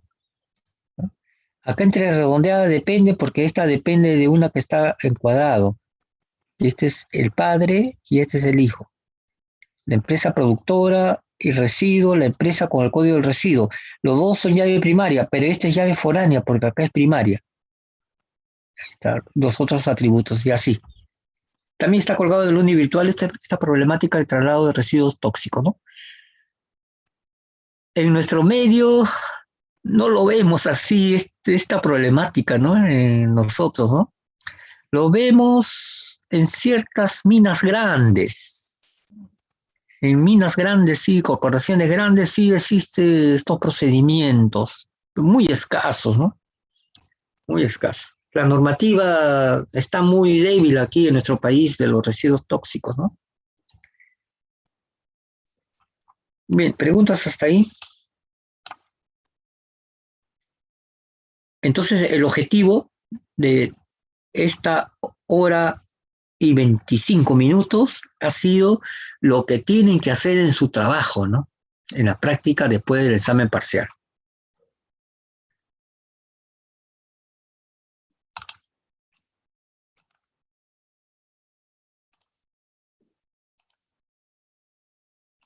Vamos a ver, vamos a compartir ahora para entrar a SQL. Entrar a SQL, a seguir avanzando.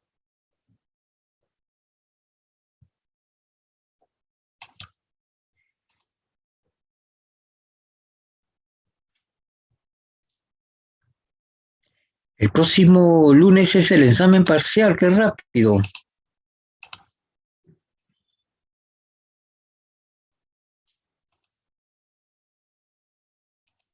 ¿Qué va a venir para el parcial, profesor? Teoría y práctica, todo. Preguntas teóricas, preguntas prácticas. Ahí no hay foro, ¿no? ¿Perdón? ¿Hay foro para el parcial? No, no, no, no, no, no. Foro no. El parcial tiene su propio. El foro es aumentar ahí. Ya he tenido experiencia pues con los anteriores semestres. El miércoles todavía tenemos sesión, ahí le vamos a hablar más del parcial, ¿ya? Ya, profesor. Bien.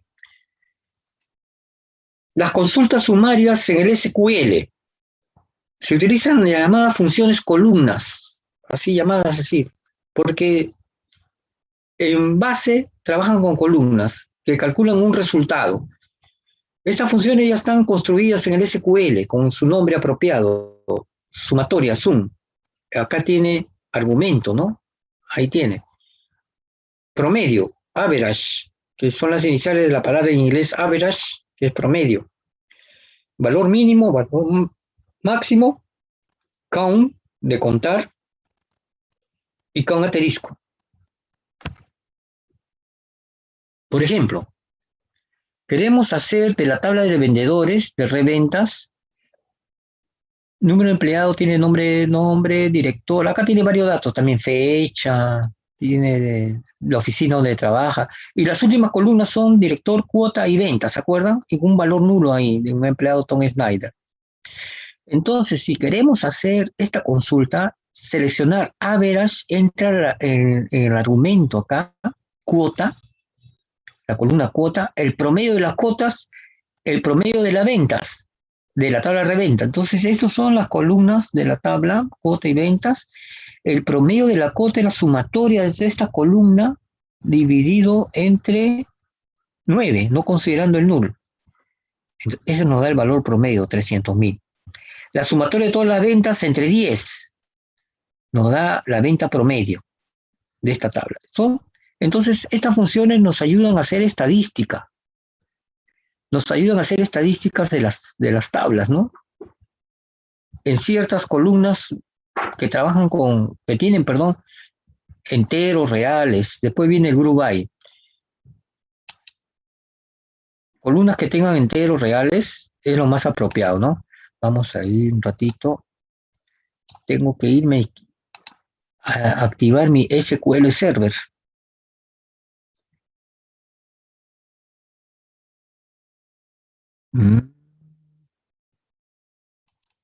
Ya. Vamos a ver.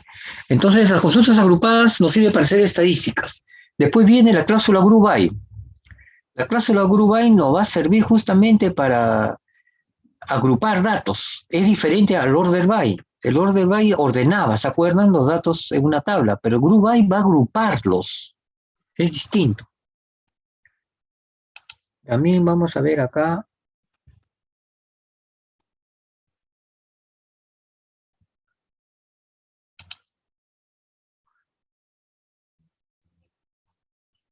Ya. Vamos a ver. Tengo una separata.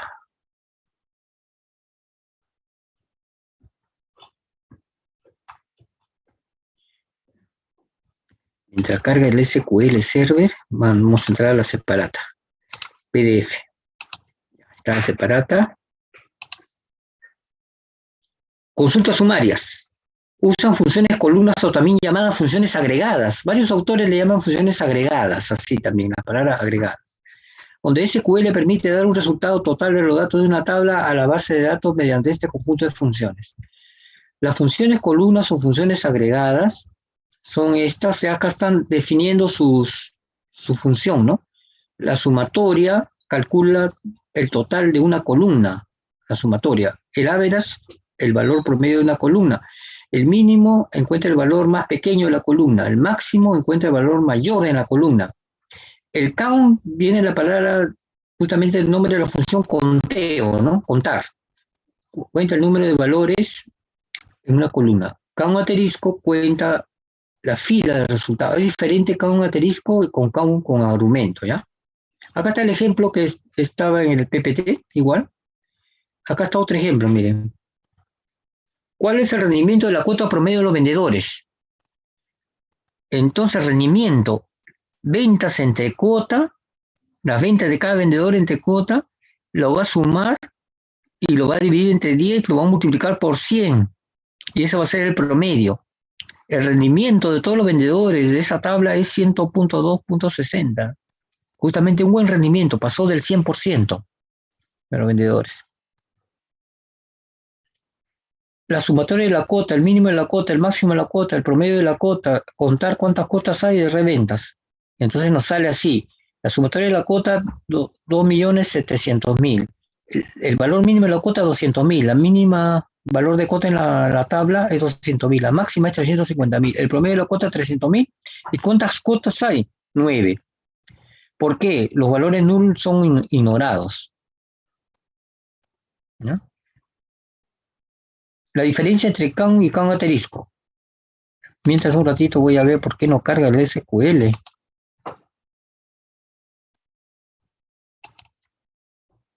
Otra vez no ha cargado.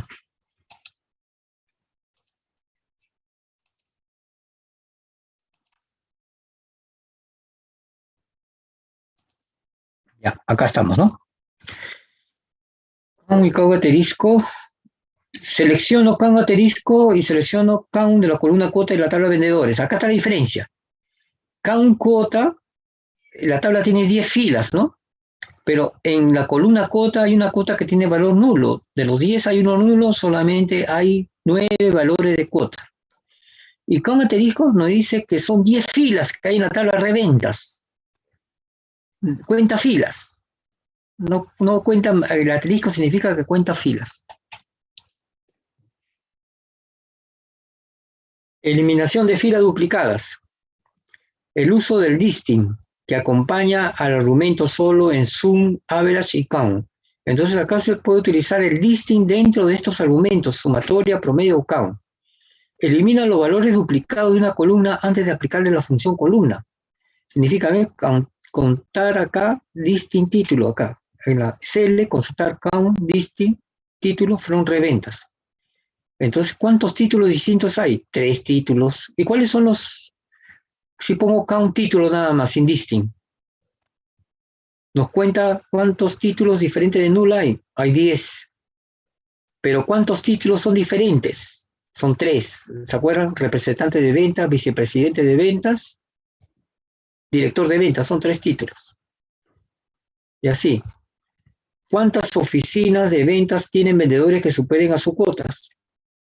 ¿Cuántas oficinas de la tabla de reventas con un filtro donde ventas supere su cuota? Entonces esto lo vamos a hacer con el SQL. De ahí entramos a la cláusula group by. Vamos a dejar de compartir. Voy a investigar por qué no carga mi SQL. Se está demorando. Vamos a ver, problema de memoria.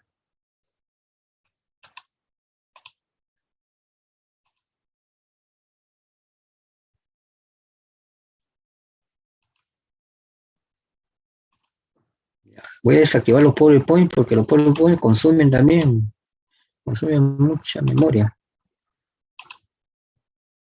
Ya cargó ya.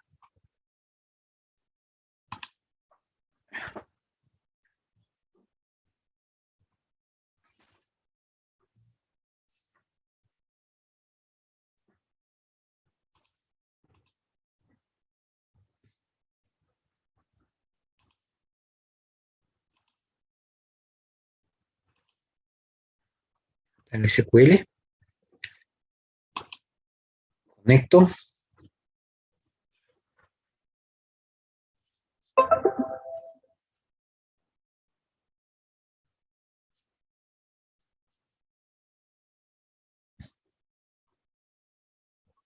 En el examen parcial van a venir preguntas. Ya le doy así, igual como hemos visto hoy día, el nombre de la tabla y sus atributos, le doy nombre de la tabla y sus atributos, le doy el problema y el enunciado nada más de lo que, la especificación del problema, y solamente pido que construyan el select nada más, sin colocar datos, sin colocar información. Esto nos va a abreviar bastante porque, para que no utilicen el SQL Server, ¿no? Todo es, como se dice, sintaxis para el examen parcial. Escribir bien lo que se pide. Ya cargó. Ya cargó la base de datos. Ahora, ya cargó. Me voy el archivo SQL que también les he puesto en la separata. ¿Está?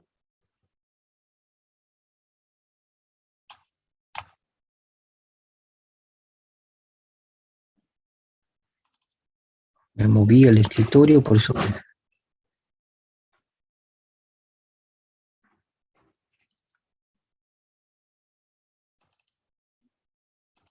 Ya, el archivo clase Zoom Group by Having. Ahí.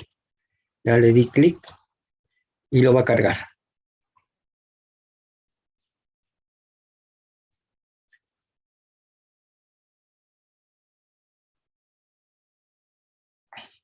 Voy a tener que agregar memoria RAM a mi computadora porque mucho se demora.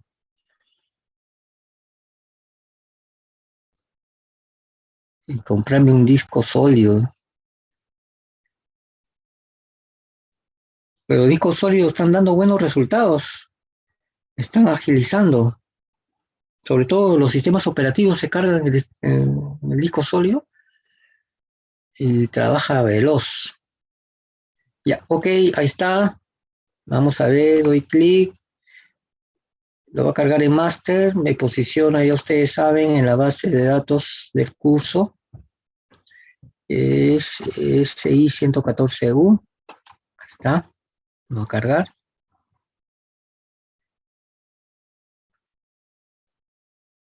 Demora un poquito, se hace pesado. Ya lo cargó. Ahora sí me voy a la parte de las funciones que están acá.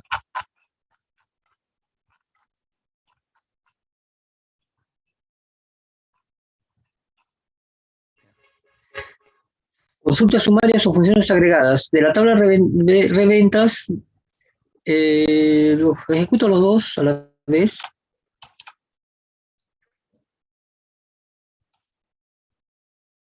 La tabla de reventa tiene 10 filas, ya sabemos. Y el resultado de solamente colocar el segundo cele, miren la función que se prende en color lila, las funciones. Y el argumento tiene la columna, el promedio de esto dividido entre 9, porque acá son 10 filas, pero esto no cuenta. Y el otro es el promedio de ventas dividido sí entre 10, porque son 10 valores distintos al nulo. Y ese es el valor promedio. No tiene nombre de columna, miren. En las separatas sí tenían el nombre de columna, ¿no? Respectivo. Pero este no tiene nombre de columna. Para poner nombre de columna, le ponemos ahí a continuación con un espacio en blanco o a continuación nomás, y esto nos sale como nombre de columna. Nos sale como nombre de columna. Vamos a ver.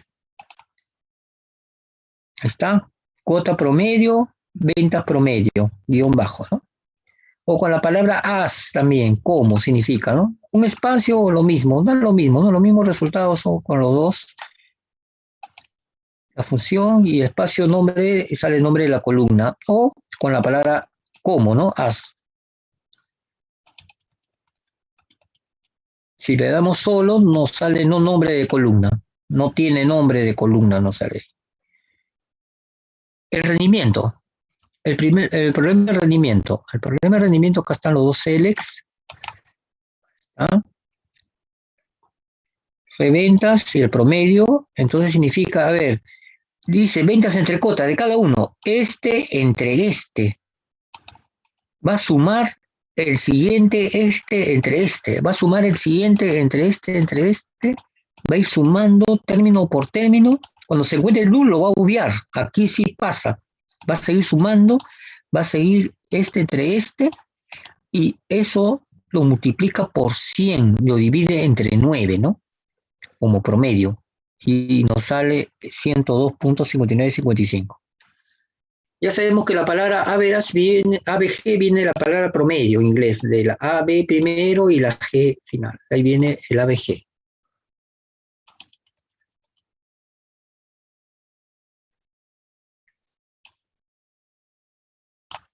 Dos selects, vamos a ver. El primero de toda la tabla, el asterisco, toda la tabla original. El segundo de todas las funciones sumarias, a ver, la mayoría, ¿no? Sumar cuota con su nombre, sum cuota.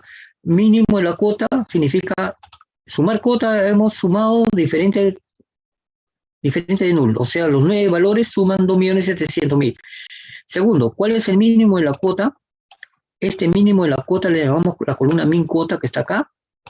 Es de toda esta columna, ¿quién es el valor menor? 200.000, ese que está ahí, ese es el valor menor. Luego, el máximo de la cuota le damos el nombre de la columna máximo cuota. De esta columna, ¿quién es el mayor? 350.000. Acá está el primero, puede estar repetido, ¿no? Hay tres empates, 350.000. Y el promedio de la cuota, ya le hemos hecho el ejercicio, 300.000. Y el count, ¿cuántos valores de cuota hay? Ponemos valores de cuota como nombre de columna para el resultado. Nos da 9 valores diferentes de null. Hay un solo null, son 10 valores, 10 filas, contando el null, y como estamos contando diferentes de null, entonces nos da 9. La diferencia entre count y count asterisco. La tabla de reventa, entonces, el count asterisco, número de filas, se llama la columna 10 filas. No nos interesa que haya con valores nulos, cuenta todo. Y el count cuota, sí, valores distintos de null, 9 valores. De las 10 filas hay un null, lo descarta, entonces, ¿cuántos valores hay? 9. ¿Cuántos valores de cuota hay? El problema de los títulos, ¿no? Ahí está, títulos. La columna título, esta de acá. Voy a repetirla ahí. Nos salen estos títulos: representante de ventas, representante, vicepresidente, director de ventas. 10 títulos. ¿Cuántos distintos hay? De esos 3 descartamos los duplicados y nos salen 3 diferentes. DIR ventas, representante de ventas, vicepresidente de ventas. Contar título, cantidad de título, vamos a poner count título, los 10 títulos. ¿Cuántos títulos distintos hay? 10. 10 son todos. ¿Y cuántos son los diferentes? 3. Eso es el listing dentro del count, ¿no? Entonces nos sale acá el número de los distintos. Son 3, como números nos sale, ¿no? Acá nos salieron acá nos salen como valores, ¿no? Ya como el valor de ventas, representante de ventas, el anterior, miren, los dos celes que están marcados, no el primero, sino los dos últimos. Celes distintos títulos, nos salen el valor real de esa columna título, DIR, ventas, representante de ventas, vicepresidente, distinto, porque solo salen 10 y salen repetidos. Pero este uso del count distinct título nos sale la cantidad, estos, son 3 distintos, ese nos sale en número 3, aplicando esta función así. No nos sale nombre de columna, no le pusimos nombre de columna. Si hacemos un supuesto, contar de la especialidad de todos los alumnos de la facultad, 1500 alumnos o más, ¿cuántos títulos distintos, cuántas especialidades distintas, perdón, hay? La respuesta es 2, ¿no? Y 1 y 2. 2 nomás, en cantidad nos sale, ¿no? El count contando con el distinct adentro nos sale en número de respuesta. Nos sale en número.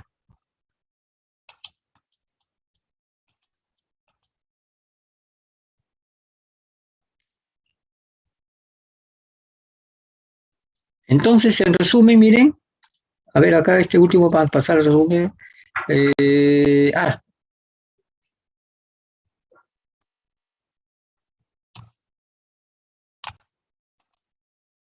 Los vendedores, la tabla de vendedores son 10, ahí, y el siguiente nos sale ahí, seleccionar la oficina donde el cual la venta es mayor que la cuota. ¿Es mayor que la cuota? Sí. Entonces, que salga esa oficina 13, salió el 13. El segundo, ¿la venta es mayor que la cuota? Sí, sale también el 11, sale el 11 segundo lugar.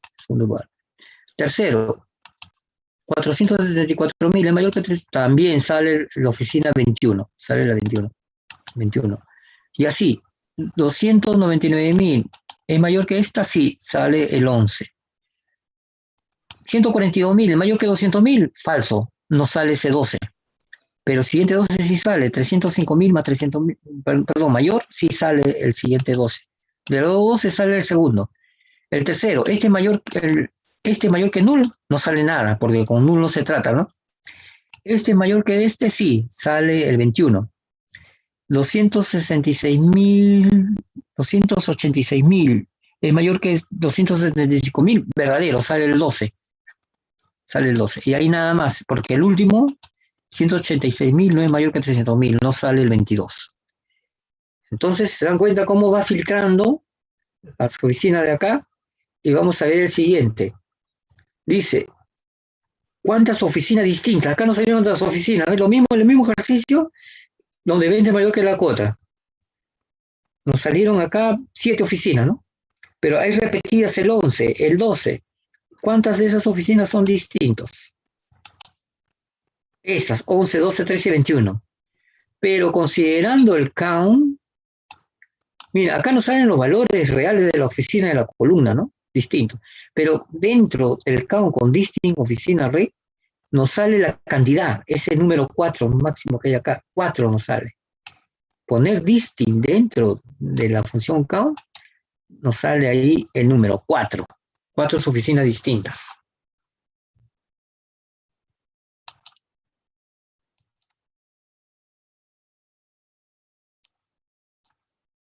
Y ahí vamos a pasar al grupo ahí. El resumen, perdón, el resumen.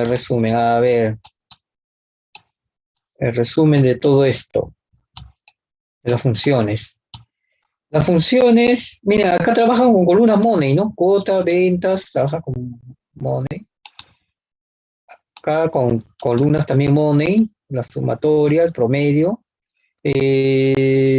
Todo con money. Acá sí con carácter, ¿ves? Contar títulos, echar títulos.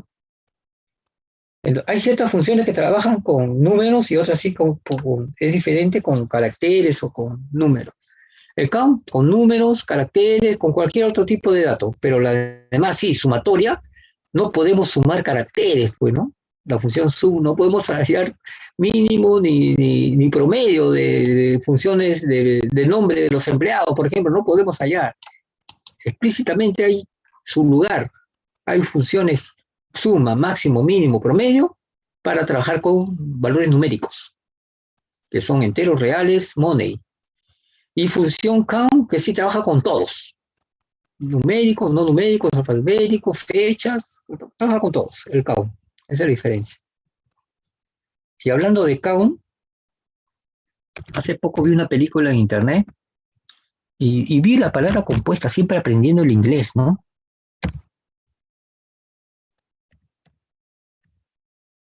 A ver qué significa, estudiante de inglés.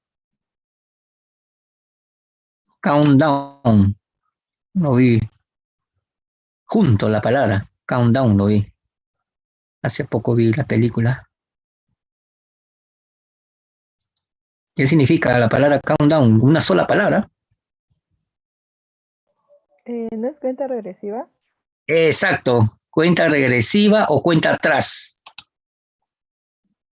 Cuenta regresiva o cuenta atrás. Muy bien. ¿Qué significa countdown? Ya, entramos al Group by. Entrando al Group by,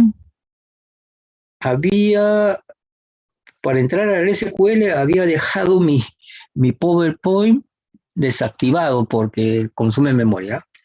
El Group by agrupa.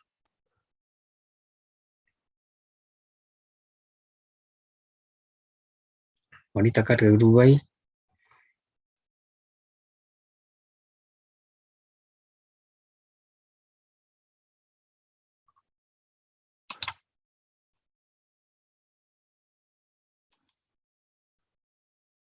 Vamos a compartir por mientras el PDF. Cláusula Group by. La cláusula Group by lo dice, proporciona la capacidad de agrupar los resultados de una consulta a nivel de subtotal. Acuérdense en esa palabra. A nivel de subtotal. Nos damos cuenta de los valores repetidos de una columna y los agrupamos. Es lo que nos dice. ¿Cuál es el tamaño medio de los pedidos? En la tabla de pedidos tenemos el average importe para hacer esta consulta simple. Una sola respuesta va a haber, ¿no? El promedio de los importes de la tabla de pedidos. Pero es distinto. ¿Cuál es el tamaño medio de pedido para cada vendedor? Entonces, mire, acá, agrupar el importe de pedidos agrupado por vendedor. Y acá figura el REC. También se puede agrupar por más de una columna, igual como el order by. ¿Se acuerdan la palabra mandatorio? Una columna primera, el que manda a la otra, la mandatorio. Igual, el mismo concepto.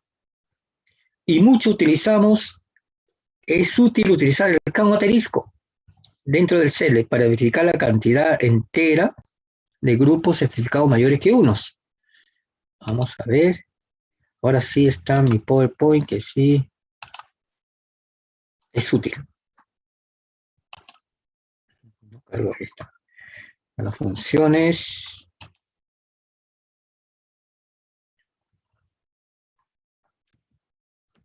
Ya barrimos. Proporciona la capacidad de agrupar resultados de una consulta a nivel de subtotal. Cuando queremos hacer estas preguntas y queremos arrojarlas nosotros en consultas, utilizar la consulta para hallar la sumatoria de importe de los pedidos para cada cliente, cuál es el sumatorio de importe por cada vendedor. Se puede agrupar el resultado de consulta en base a contenido de 2 o más columnas también, no de una, sino de 2 o más columnas. Acá está el ejemplo, miren, teórico. De la tabla de pedidos, ya. Hacemos el group by. Acá, rec average importe from pedidos agrupado por rec. El vendedor rec acá está repetido, ¿eh? ¿Se acuerdan cuando vimos en el order by la columna que se puede repetir? Entonces, el 106 tiene 2 filas, el 103 tiene 2 filas, el 108 tiene 3, 6, 7 filas. Entonces, lo agrupa el rec agrupado por rec, estoy indicando ahí, agrupado por rec, significa que va a sacar el 106 primero y va a obedecer esta función sumaria. El promedio de estos dos, 31.500 más 1.458, es 16.479. El 103, quiero agruparlo por vendedor. Entonces, de 2 lo agrupa en uno solo, el 103. Y el promedio es bien fácil, miren, 2.100 más 600, 2.700. Entre 2, 1.350. 1350, ¿eh? El promedio de los dos. Y así, por cada uno ya considera uno, porque lo está agrupando, y aplica función sumaria. Entonces, utilizar group by en SQL, forzosamente en el C le tiene que aparecer función sumaria, función agregada o sumaria, tiene que aparecer sum, count asterisco, máximo, mínimo, promedio, cualquiera de esas funciones, tiene que aparecer. Y también, si queremos agrupar por una columna, no podemos poner columna en un pedido, importe, sueltas acá. No podemos con las columnas simples, ni calculadas, ¿ah?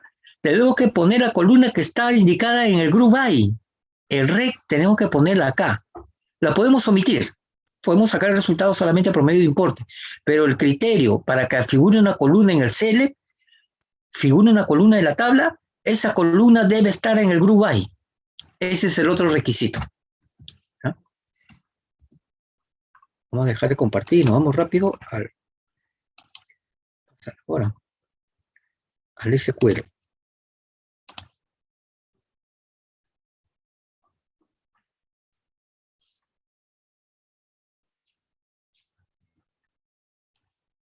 La tabla de pedidos y el promedio del importe de los pedidos. Estos dos, ¿no? Sencillo. La tabla de pedidos son 30 filas.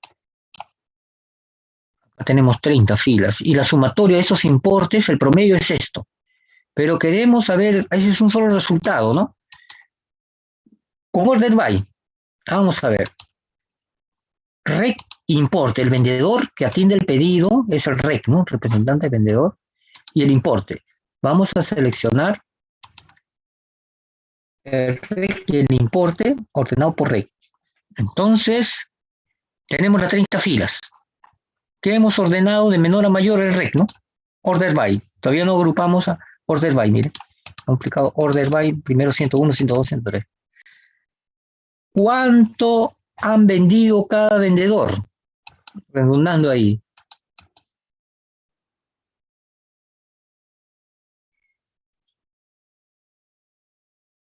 ¿Cuánto han vendido cada vendedor? Eso mismo está acá repetido. Rec importe. Ahí. Ordenado por rec, correcto. Ahora sí.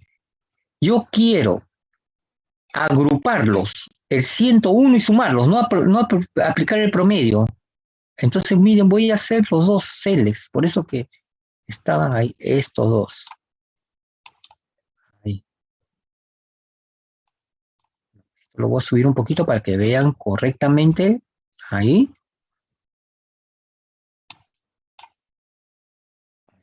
Este tiene 30, porque el primero es order by.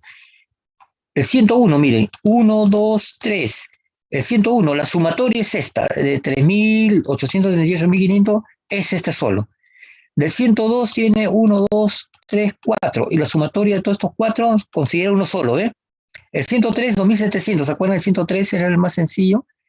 El 103 era 2.100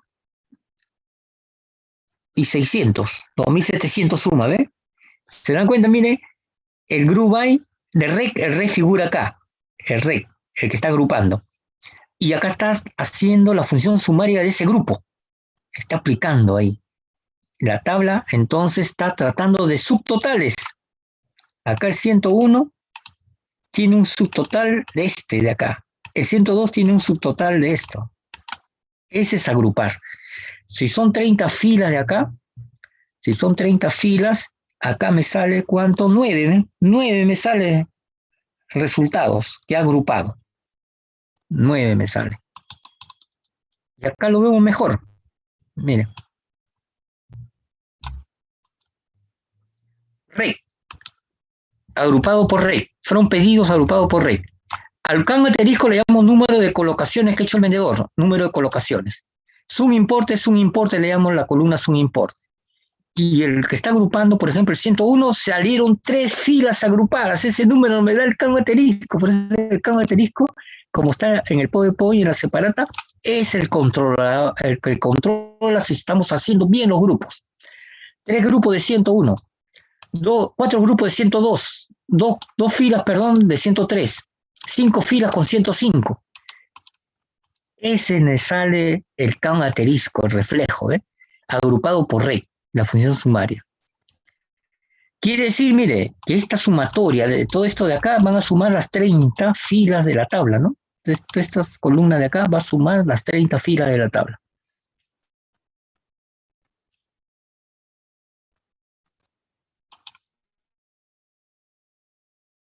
A ver, otro. El promedio del importe de venta promedio. Eso está en original en la separata. Así fue. Así fue en el PowerPoint, perdón. Acá más completo.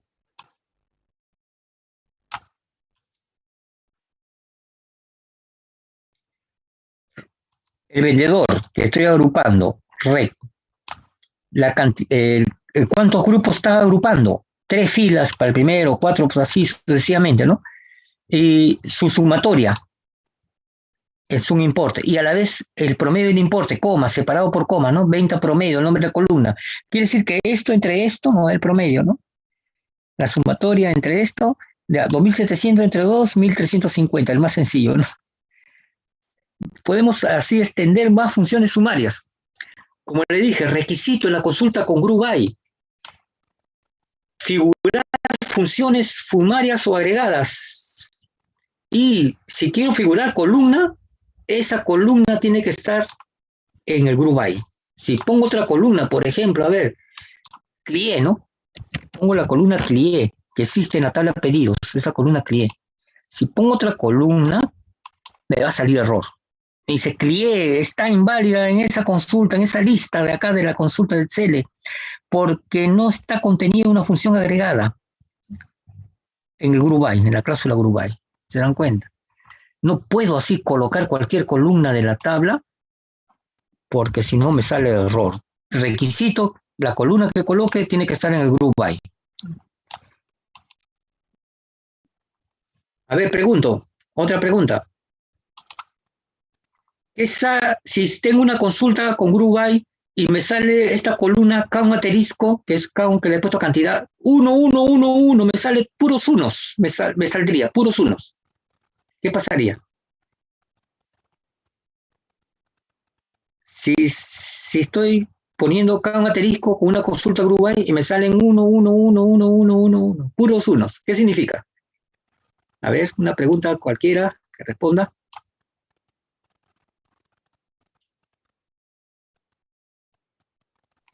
¿Qué es una llave primaria? Cajas, no. No, llave primaria, no.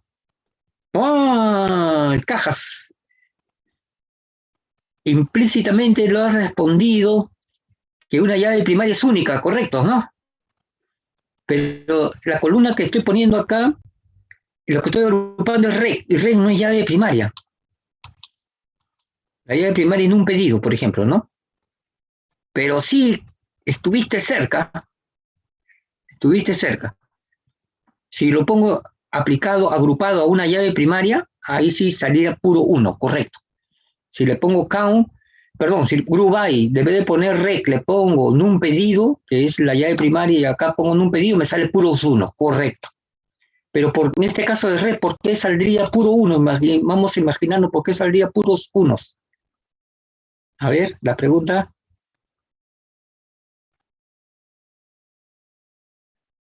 Si sale puros unos, aplicado a una columna que no sea llave primaria. Si saldría puros unos.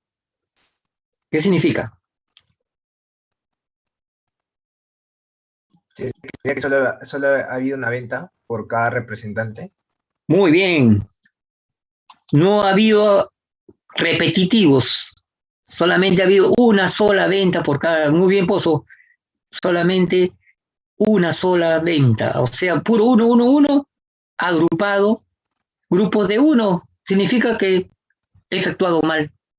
Por eso en las prácticas, en la próxima práctica que tengamos con GRUBY, que va a ser después de los parciales, ahí yo verifico si le pongo el count asterisco, si me sale puros unos, no han hecho bien el GRUBY, pues, ¿no? No ha agrupado nada. Eso significa. Muy bien, ahí nos vamos a quedar. Vamos al miércoles para la agrupación de 2 columnas, ¿ya? Y entrar a sus consultas. Si tienen alguna pregunta. ¿Alguna pregunta tienen? El día miércoles terminamos SQL, Grubay con Javin, Grubay de 2 columnas, Javin, entramos a sus consultas hasta donde lleguemos, porque las subconsultas es lo más abstracto que hay en SQL, ¿eh? Las subconsultas, tiene como se dice, su parte esencial del SQL, un poco complejo. Hay subconsultas que son fáciles, como la que, ¿se acuerdan? La semana pasada entré en una subconsulta, hice un problema de una subconsulta en una búsqueda, fue lo más fácil, pero hay subconsultas que sí son complejas. Eso lo vamos a hacer con mucho cuidado el día miércoles, porque hasta ahí va a venir el parcial. Justo viendo la complejidad es para preguntar y hacer el nivel, pues, ¿no?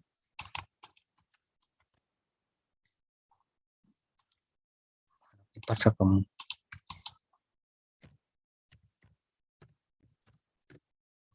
Un ratito para ya acabar.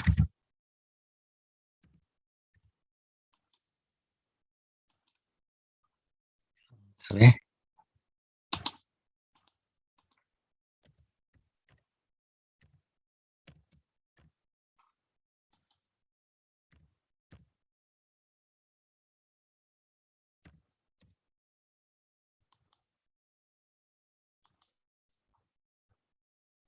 Uy, se encuentra en mantenimiento el ORCE. Por favor, pongan su asistencia en el chat, ¿ya? Presente. Me ha salido que el ORCE está en mantenimiento. Ok, me ha salido el ORCE, corazón que no entraba 3 veces. No entraba y salió un mensaje de está en mantenimiento. Pongan presente, por favor, en su chat. Como el chat se guarda, entonces yo posteriormente voy a ingresar a la asistencia. ¿Alguna pregunta?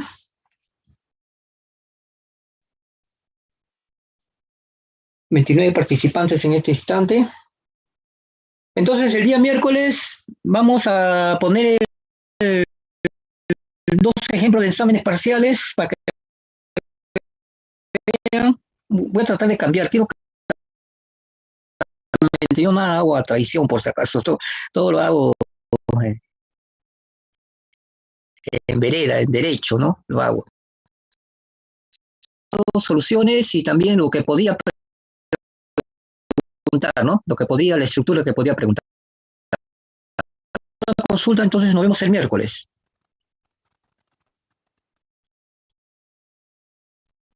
Hasta luego.